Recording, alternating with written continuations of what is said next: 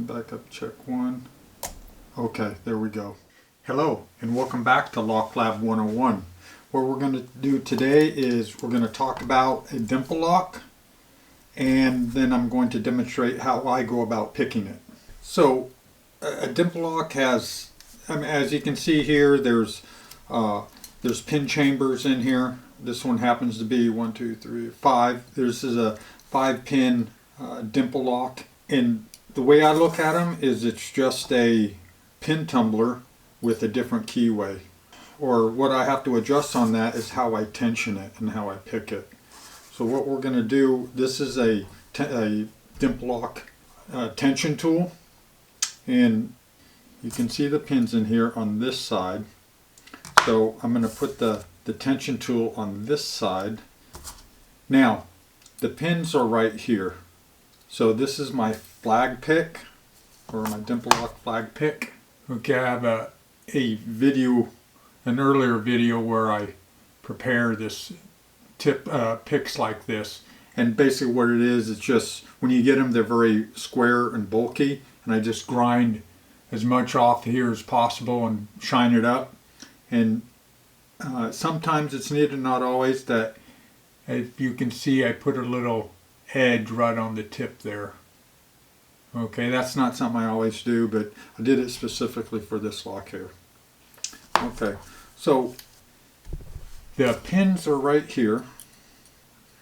Alright, so you have the springs, driver pins, and then the key pins on top.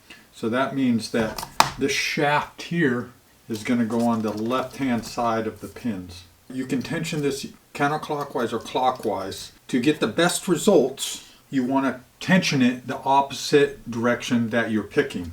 Okay, so we're on this side and we're picking down because the pins are right here pointing up.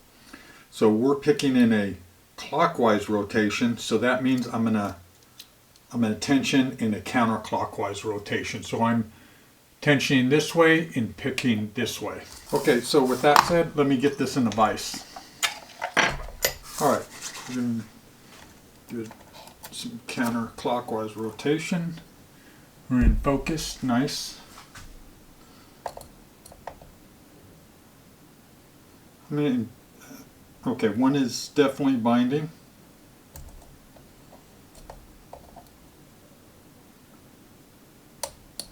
I don't know if you heard that, but one is set.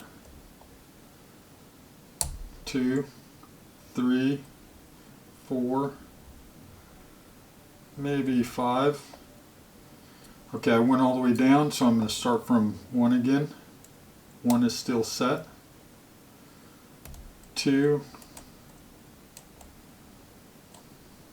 Let's come back up, check 1. Okay, there we go. Alright, had to come up and down twice. Alright, so let's talk about that real quick. Sometimes it's tough to get on top of it without going past it, because when you're putting counterclockwise rotation on it, tension on it, you're pushing, and then you get on top of that pin and it'll just go past.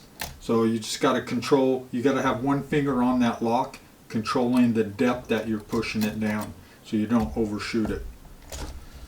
Okay, well, that's all I have for you today. I hope you enjoyed that. If you got something out of it, please like and subscribe. Thank you very much.